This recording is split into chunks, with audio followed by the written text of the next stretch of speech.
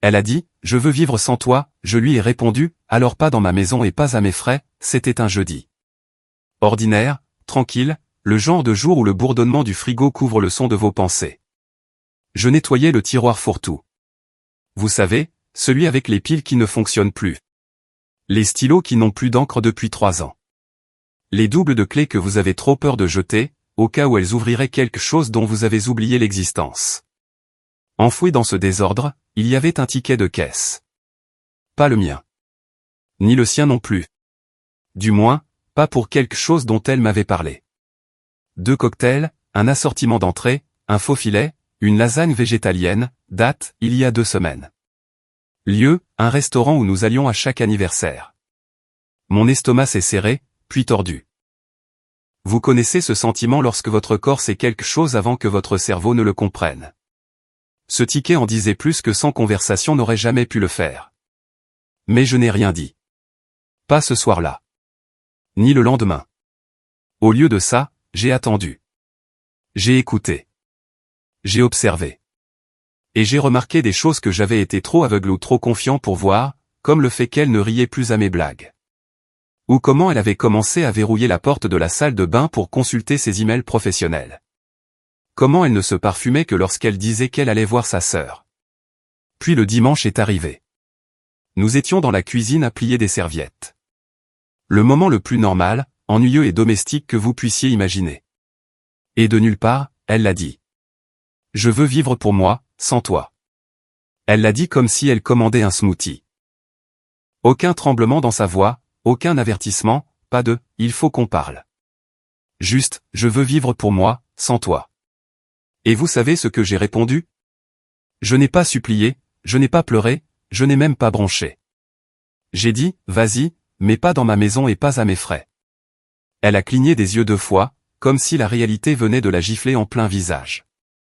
Ce n'est pas ce que je voulais dire, a-t-elle murmuré. Mais il était trop tard.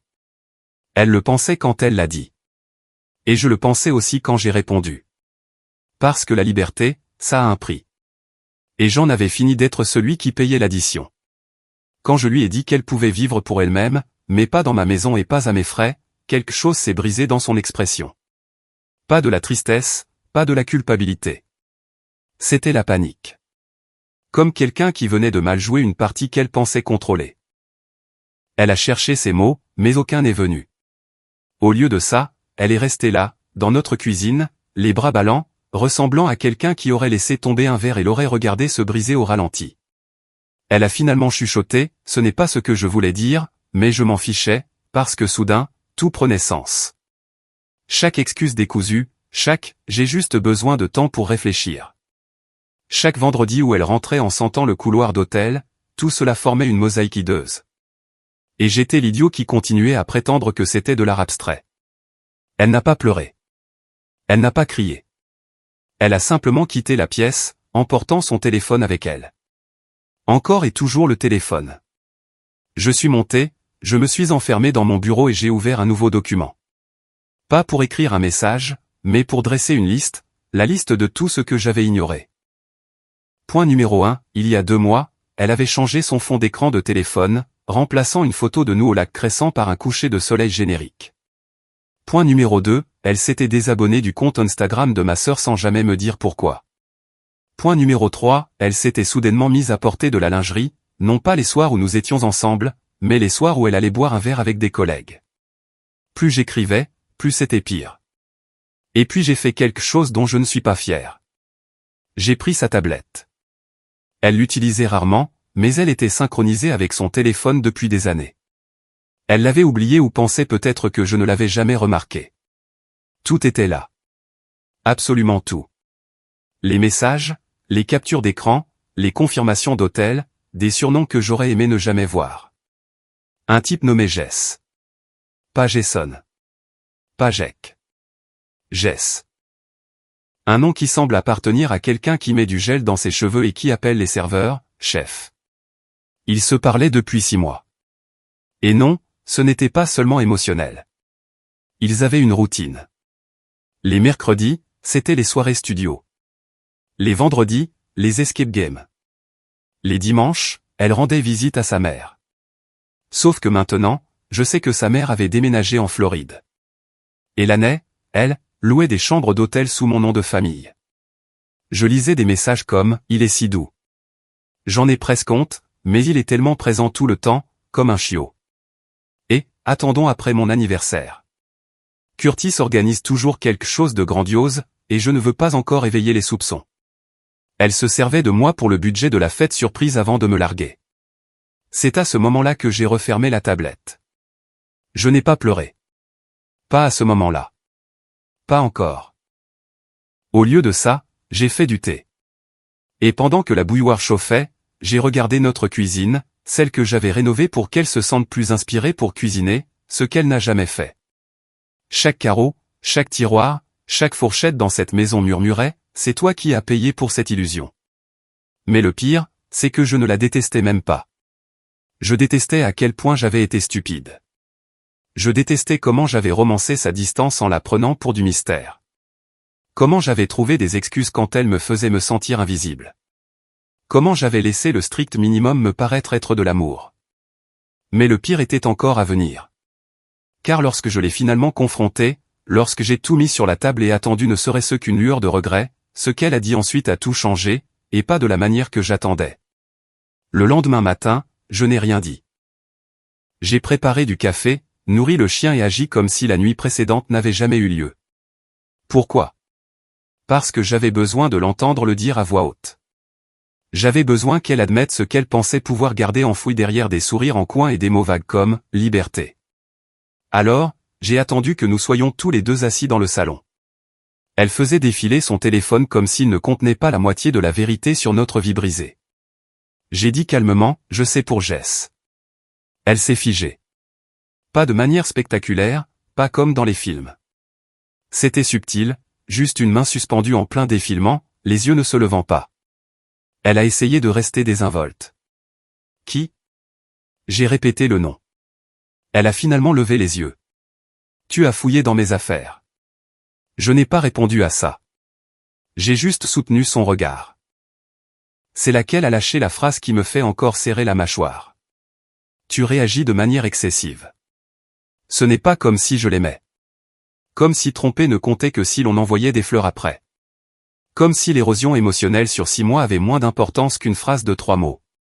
Elle a essayé de retourner la situation, me disant que j'avais été trop disponible, que je lui donnais l'impression d'être surveillé, qu'elle avait juste besoin de se sentir détachée pendant un moment. Détachée tout en étant mariée, en vivant dans ma maison, en utilisant mon nom pour s'enregistrer dans des hôtels.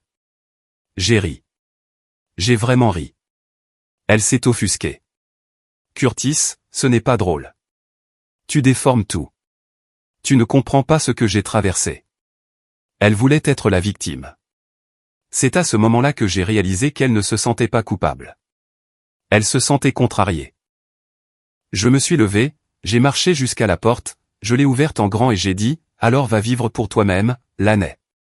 Sois libre. Mais ne le fais pas dans une maison bâtie sur ma loyauté. Sa mâchoire s'est crispée, mais elle n'a pas bougé, car elle ne s'était jamais attendue à ce que je la laisse vraiment partir. Elle n'a pas fait ses valises. Elle n'a pas pleuré. Elle n'a même pas claqué la porte. Elle est juste restée là, à me regarder comme si je lui avais volé son scénario et commencé à lire des répliques qu'elle n'avait pas écrites. Tu es vraiment en train de me mettre à la porte, a-t-elle dit après un long silence. Je n'ai rien dit. Tu es mesquin, Curtis. Ce n'est pas comme ça que les adultes gèrent un mariage. Je l'ai enfin regardé et j'ai dit, tu as raison. Les adultes gèrent un mariage en allant pas en douce voir un certain geste pendant que leur mari conçoit la nouvelle terrasse que tu voulais pour l'été. Elle a levé les yeux au ciel. Oh mon Dieu, encore ça. Encore ça, comme si c'était un petit contretemps. Comme si l'infidélité était quelque chose sur lequel on se cognait l'orteil avant de passer à autre chose. Mais c'est là que les choses ont changé, car elle n'est pas partie. Elle n'a pas appelé un ami. Elle n'a pas dormi sur le canapé. Elle a commencé à faire la lessive. Ce soir-là, elle a nettoyé la salle de bain, préparé le dîner, allumé une bougie. Ma bougie, celle dont elle disait qu'elle lui donnait mal à la tête. Je la regardais se déplacer dans la maison comme si de rien n'était, comme si elle tentait de réécrire la réalité par la routine. Et puis est venue sa véritable manœuvre. J'ai dit à Jess que c'était fini, a-t-elle déclaré devant un plat de pâtes, piquant un morceau comme s'il l'offensait. Tu as fait passer ton message. Je n'ai pas répondu. On ne peut pas en faire toute une histoire, Curtis? On ne peut pas juste repartir à zéro. Repartir à zéro? Comme si nous étions une application qui avait juste besoin d'être fermée de force et relancée. Je lui ai demandé, pourquoi n'es-tu pas parti? Elle a haussé les épaules. Parce que c'est toujours ma vie. Ce n'est pas parce que tu es blessé que j'arrête d'exister. Je l'ai dévisagé. Laney, tu as brisé quelque chose. Tu ne peux pas agir comme si nous étions juste stressés ou dans une mauvaise semaine. Elle a posé sa fourchette et m'a regardé. M'a vraiment regardé, pour la première fois depuis des semaines. Je voulais juste ressentir quelque chose de nouveau, a-t-elle dit. Je ne pensais pas que ça nous briserait. C'était sa logique. La curiosité avant la conséquence. Et à ce moment-là, j'ai réalisé qu'elle ne restait pas seulement par confort. Elle restait parce qu'elle ne croyait pas que j'irais jusqu'au bout. Elle pensait que je finirais par plier, comme je l'avais toujours fait. Mais cette fois, j'avais un plan. Et il commençait par une enveloppe que j'avais cachée derrière le micro-ondes. L'enveloppe n'avait rien d'extraordinaire, juste blanche et simple, froissée d'avoir été poussée derrière le micro-ondes, là où je savais qu'elle ne regarderait jamais. À l'intérieur se trouvait une liste, pas une confession, ni des preuves, juste des chiffres, mes revenus, le relevé de la valeur nette de la maison, les titres de propriété, les comptes, chaque chose dont elle avait confortablement supposé qu'elle aurait toujours l'accès. Je l'ai fait glisser sur la table pendant le petit déjeuner.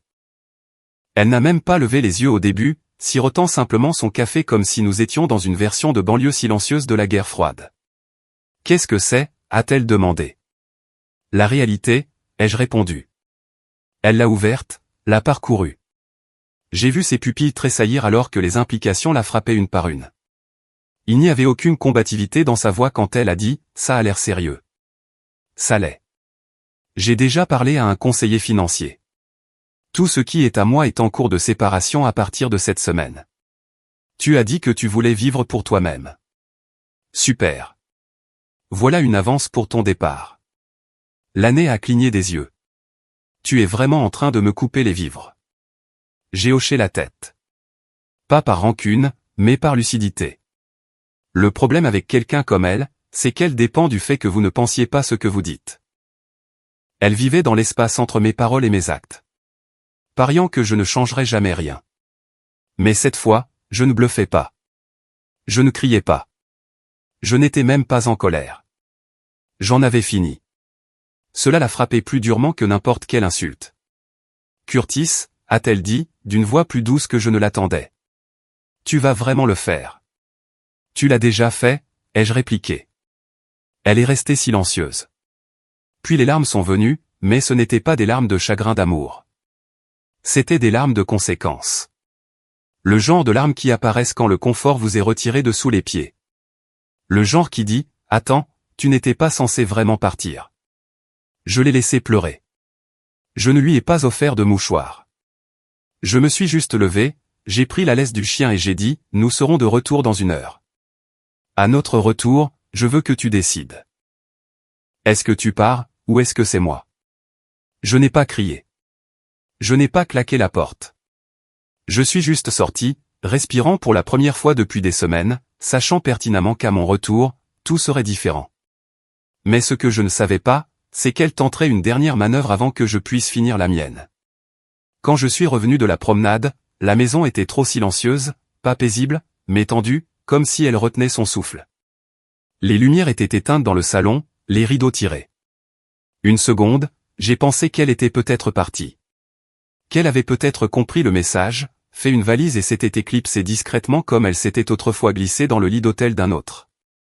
Mais non, elle était dans la chambre, assise au bord du matelas, tenant un album photo de nous. Rien que ça, c'était étrange. Nous n'avions pas ouvert cet album depuis des années. Pas depuis avant sa phase de yoga, avant les mots de passe secrets et les écrans verrouillés. Avant Jess. Elle ne m'a pas regardé quand je suis entré. Je pensais au jour où tu m'as demandé en mariage, a-t-elle dit doucement. Tu t'en souviens? Tu tremblais. J'ai hoché la tête. Tu avais fait tomber la bague. Je ne l'ai pas fait tomber, ai-je dit. Elle a glissé parce que tu as attrapé ma main si vite. Elle a ri, une seule fois. C'était un moment étrange. La nostalgie utilisée comme un camouflage. Puis elle s'est levée, s'est approchée et m'a tendu quelque chose. Pas un cadeau, pas une clé, une lettre. J'ai écrit ça hier soir, a-t-elle dit. Avant que tu ne me montres l'enveloppe, avant que je ne réalise que tu ne bluffais pas, je l'ai ouverte avec précaution. Ce n'était pas long. Ce n'était pas émouvant. C'était stratégique. Une liste de conditions, ce qu'elle appelait des termes de réconciliation. Cela incluait des choses comme des bilans relationnels hebdomadaires, une thérapie individuelle, une séparation de corps avec cohabitation continue et une transparence financière totale des deux côtés. J'ai levé les yeux et j'ai dit, ce n'est pas une lettre. C'est une négociation. Elle a hoché la tête, comme si c'était une bonne chose. Tu essaies de sauver le contrôle, Laney. C'est tout ce que c'est. Non, a-t-elle dit, j'essaie de survivre. Parce que si tu me coupes les vivres, je suis fini. Je n'ai personne d'autre. Cette phrase m'a frappé comme une gifle à l'envers. Pas douloureuse, juste pathétique. Elle avait tout misé sur le fait que je resterais faible. Que je choisirais la pitié plutôt que la paix. J'ai plié le papier et j'ai dit, tu as toujours eu quelqu'un d'autre. C'était ça, le problème. Elle a ouvert la bouche pour répliquer, mais je l'ai arrêtée. Je ne négocie pas avec quelqu'un qui ne me veut que lorsque je m'en vais. Et d'un coup, la dernière carte qu'elle pensait détenir s'est consumée entre ses mains. Mais je n'avais pas encore fini, car il me restait aussi une manœuvre. Et c'était la seule chose qu'elle n'aurait jamais cru que je ferais. Je n'ai pas dormi cette nuit-là. Je suis resté allongé à côté d'elle en silence, écoutant sa respiration comme si c'était une sorte de compte à rebours. Elle avait tout essayé. Le déni, la diversion, la manipulation déguisée en compromis. Et j'étais resté calme à travers tout cela. Mais ce qu'elle ne comprenait toujours pas, c'était ceci, mon silence n'était pas de la faiblesse. C'était de la préparation. Le matin, je ne lui ai pas dit ce que je faisais. Je me suis juste habillé, j'ai pris un dossier dans le tiroir de mon bureau et je suis allé directement à notre banque. J'avais passé la semaine précédente à tout mettre en place, lentement et discrètement, pour qu'elle ne le voie pas venir. La maison était à mon nom. Les comptes d'épargne aussi. Même le compte joint. Devinez qui était le titulaire principal? J'ai bloqué la carte commune, annulé son accès secondaire, déplacé la moitié des fonds liquides vers un nouveau compte sous le nom de mon entreprise, où elle n'avait aucun accès. Ce n'était pas de la vengeance. C'était de la protection. Je n'allais pas laisser quelqu'un qui m'avait traité comme un plan de secours quitter ma vie avec le parachute que j'avais préparé. Au moment où je suis rentré à la maison, elle était dans la cuisine, vêtue d'un peignoir qu'elle n'avait pas touché depuis des mois. Elle préparait le petit déjeuner comme si de rien n'était, comme si nous faisions encore semblant. « Salut », a-t-elle dit, enjouée. « Je t'ai fait du café. » Je n'ai même pas regardé la tasse. J'ai posé les documents de la banque sur la table et j'ai dit, tout est finalisé. Elle a cligné des yeux. Quoi? Les comptes. La maison. Mes avocats s'occupent de tout maintenant. Tu as dit que tu voulais la liberté. Tu l'as. C'est à ce moment-là que la tasse de café a commencé à trembler dans sa main. Curtis, attends. Tu as vraiment. Tu pensais que j'allais céder. Je ne l'ai pas fait. Tu pensais que j'allais m'effondrer. Je ne l'ai pas fait. Tu pensais que si tu restais assez longtemps, j'oublierais ce que tu as fait. Je ne l'ai pas fait. Ses lèvres se sont entr'ouvertes comme si elle voulait parler, mais aucun mot n'est sorti. Et puis les larmes sont venues, mais pas des larmes de comédie, ni stratégiques. Celles-ci étaient réelles. Le genre de larmes qui viennent quand on réalise qu'on est à court de munitions et qu'il n'y a plus personne à blâmer. Je ne pensais pas que tu arrêterais vraiment de m'aimer, a-t-elle murmuré. Je n'ai pas arrêté, ai-je dit. J'ai simplement arrêté de te laisser t'en servir. Et je suis sorti. Mais l'histoire n'était pas tout à fait terminée, car 2 semaines plus tard, quelque chose est arrivé dans ma boîte aux lettres. Et ça venait de lui. 2 semaines après son départ, une lettre est arrivée par la poste. Pas d'adresse d'expéditeur, juste un nom manuscrit au dos, Jess. Je l'ai fixé pendant un long moment avant de l'ouvrir. Une partie de moi ne voulait pas. Je ne savais pas si c'était une pique mesquine, des excuses boiteuses, ou pire, Un tour de piste tordu et victorieux. Mais la curiosité l'a emporté, comme toujours. La lettre était courte, 4 lignes. Je ne savais pas qu'elle était mariée quand nous nous sommes rencontrés. Elle m'a dit que tu étais contrôlant. Si j'avais su, je n'y aurais pas touché. Désolé pour le pétrin dans lequel j'ai mis les pieds. Respect. C'était tout. Pas de signature, pas de numéro, juste un dernier rappel de la profondeur de ses mensonges. Pas seulement envers moi, mais envers tout le monde. Elle ne m'avait pas seulement trahi. Elle avait réécrit la réalité pour se faire l'héroïne de sa propre fantaisie. Elle ne me fuyait pas moi. Elle fuyait la responsabilité. Mais voici la partie à laquelle je ne m'attendais pas. Je n'étais pas en colère. Plus maintenant. La vérité, c'est que je me sentais libre. Pour la première fois en près de 10 ans, je ne devinais pas ce que quelqu'un d'autre ressentait. Je ne marchais plus sur des œufs en essayant de maintenir une relation avec du ruban adhésif et de l'optimisme. Je respirais, pleinement, profondément. J'avais mon propre espace, mon propre argent, ma propre paix. Et plus important encore, j'avais retrouvé mon amour-propre. Je n'ai pas répondu à Jess. Il ne méritait pas mon temps. Mais j'ai écrit quelque chose ce jour-là, pour moi-même. Un rappel, ne laisse jamais l'amour devenir une laisse.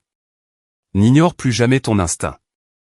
Et si quelqu'un dit qu'il veut la liberté, ne te mets pas sur son chemin, ouvre simplement la porte, et verrouille-la derrière lui. Alors oui, cette histoire a commencé par un mensonge, mais elle s'est terminée par de la lucidité.